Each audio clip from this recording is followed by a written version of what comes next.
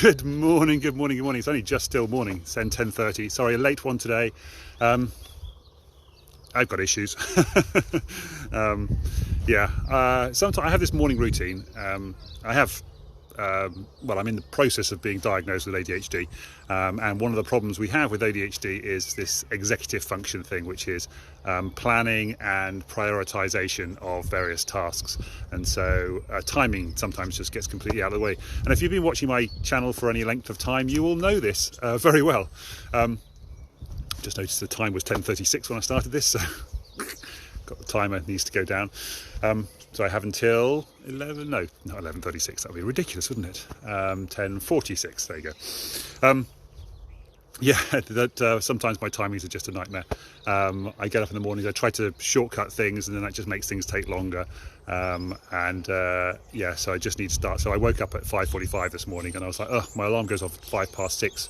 What do I do? And the night before, I thought, I'm going to feel tired in the morning, so I'm going to skip the first 2 sections of my morning routine and wake up at 7. So then when I wake up at 5:45, I'm like, well, now am I up or am I staying up or whatever? Do I stay up or do I get up? Do I start my day early? Should have started my day early is the simple answer to that question. Because you're up, you've woken up, your body's just gone, yeah, you're awake, crack on. And if I need to sleep later in the day, like I take a nap in the afternoon or something, or go to bed earlier tonight, which is probably the best thing I could have done, then even better. But no, I chose to kind of just mess around and sort of half-heartedly do a few things, and before I knew where I was on YouTube watching videos and watching a bit of TV, and I was like, no, don't do the watch TV, don't turn the YouTube off, let's just check my messages quickly and then get on with the day. And then you get drawn into that whole thing, and then before I knew where I was, it was 7:10, and I was like, oh my god, I haven't done my reading the book thing, I haven't done my exercise routines, I need to do the exercise routines. So then I started all that stuff. I tried to do a shortened version of my exercise routines, and then I ended up taking longer than it would have done if I'd just done the whole thing in the first place. And then I got close to 8:15, and I was like, well, I can't go out now because various things happen at 8:25, which is why I try to get home before 8:25 if I can. Anyway, and then before I knew where I was, it was like 9:15. I'm like, God, I need to go out now. And then I got into a conversation with my friend Beverly, and hello to Vietnam, who's just started watching. Hello, Ngok, how you doing?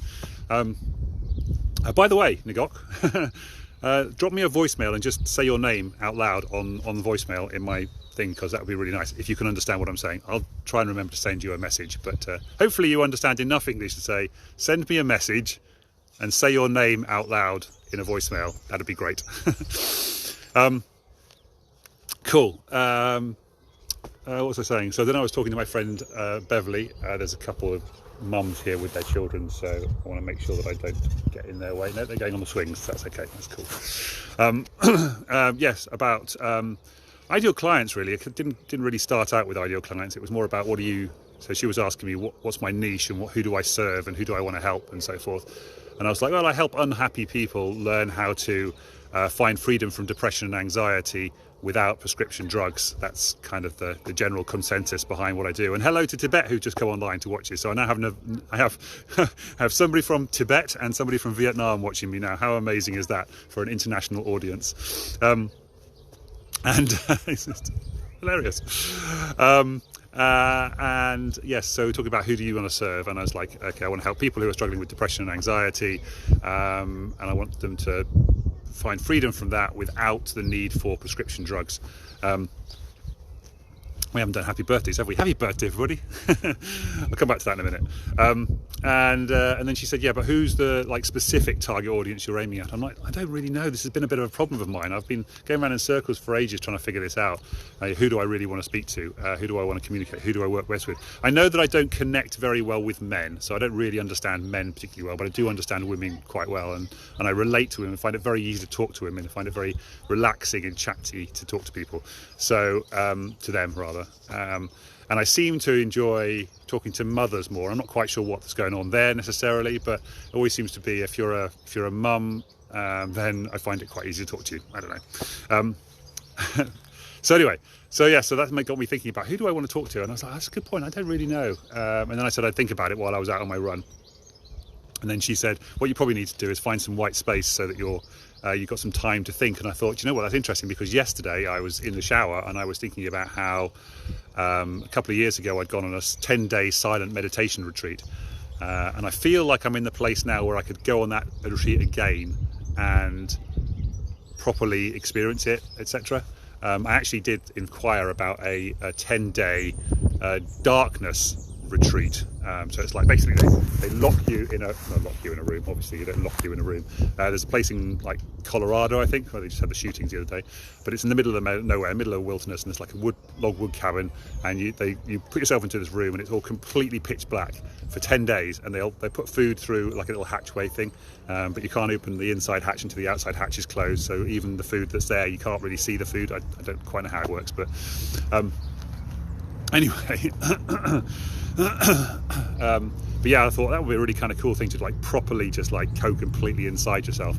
Now a lot of people will be watching this going, oh my god, that would drive me insane. And maybe so, but I think that's part of the whole concept behind it. Anyway, long story short, I was just sitting there on the benches just now, and there are these two obviously mothers playing with their children on the play equipment over here, and it really did feel like that was a very much the universe telling me something.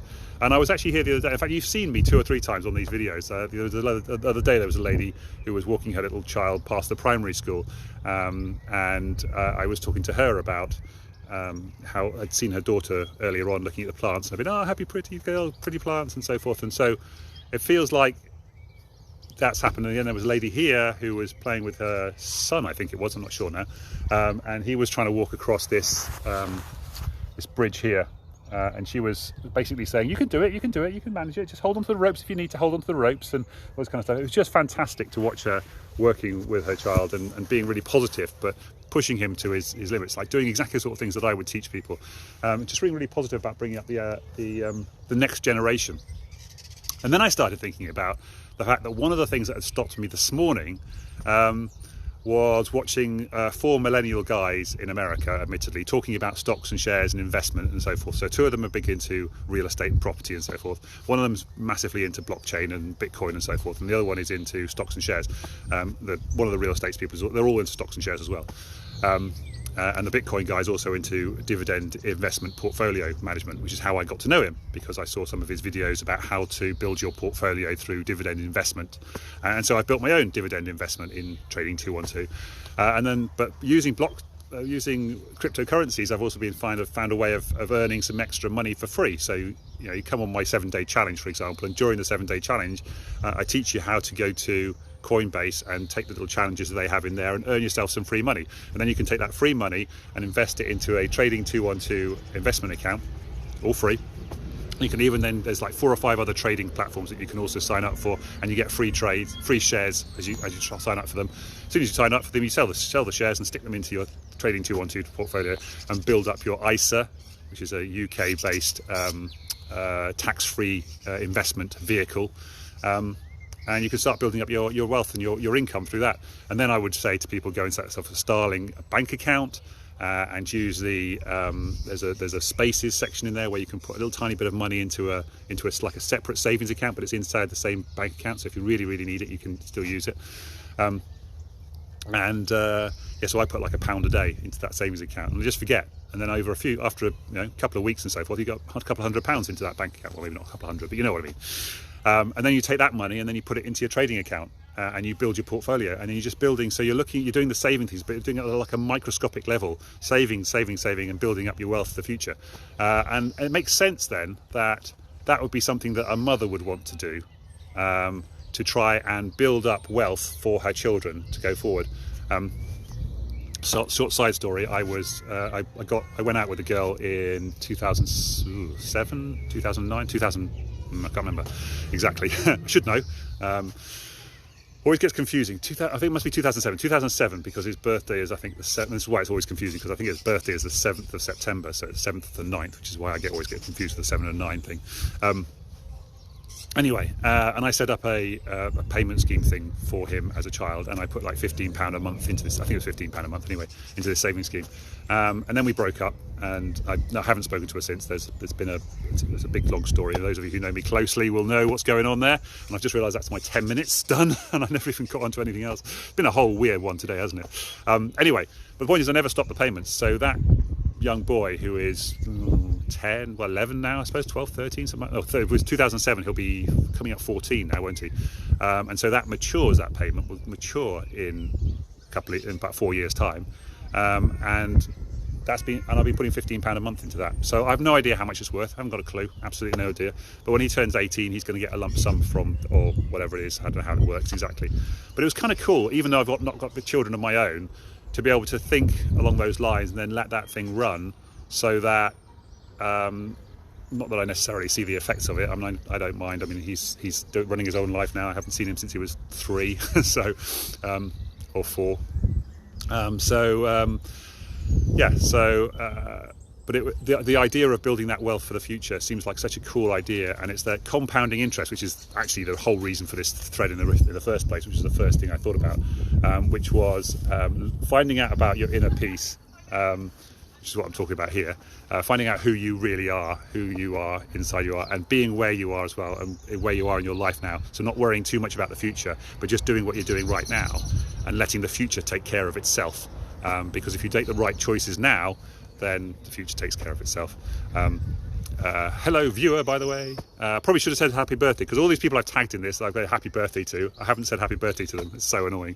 And most of these things I start off with a happy birthday straight away, don't I? Anyway, there you go. Happy birthday to all of you. We will come back to that in a second.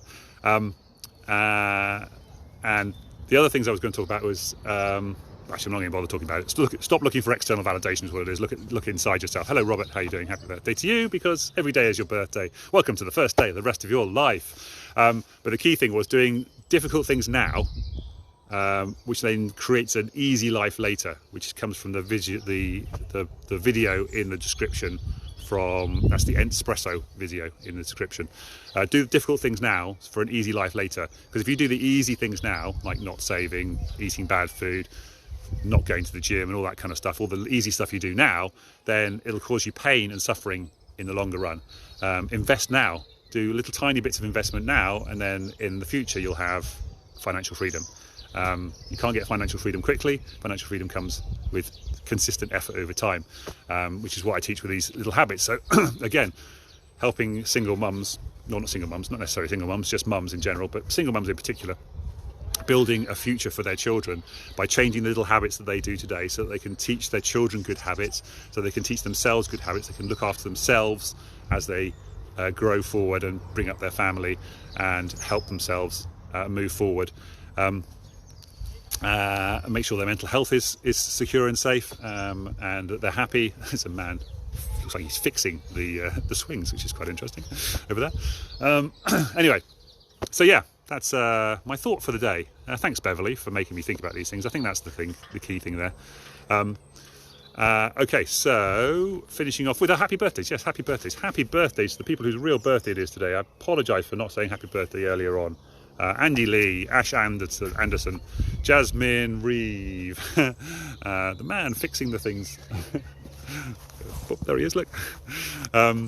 Jagoda, I guess it's Jagoda, not Jagoda, but Jagoda. Najinder, Mandy, Pavlovsky, yes. Mike Stevenson and Gary Jezin. Oh, Jez. Lots of Polish names today, isn't there? Mostly in that lot. Jezionowski, I think it is. There you go. Anyway, happy birthday to all of you guys. Hope you're having a lovely day. Let's just play the happy birthday, blowing out the candles thing that we normally do on the beginning of either one of these things before I run out of time completely. And I have to edit my video again for Instagram, which is really irritating. Deep breath in bright the one candle. Put the hand on your heart. Breathe 5 through the nose. And blow out the 5 candles and cake. Thinking about a positive thing, something you want to achieve, some kind of positive affirmation for the day, and yeah, do that 5 times a day regularly, and you will have a happier life. Just a little tiny habit, one of those little habits that I would teach. Also helps you to balance your life a little bit better, and so forth. I think that is, God, that's 15 clues. That's very close to my 15 minutes. Probably gone over my 15 minutes. Very irritating. Take care, everybody. Love you all. Mwah. Take care and have a lovely day. Bye for now.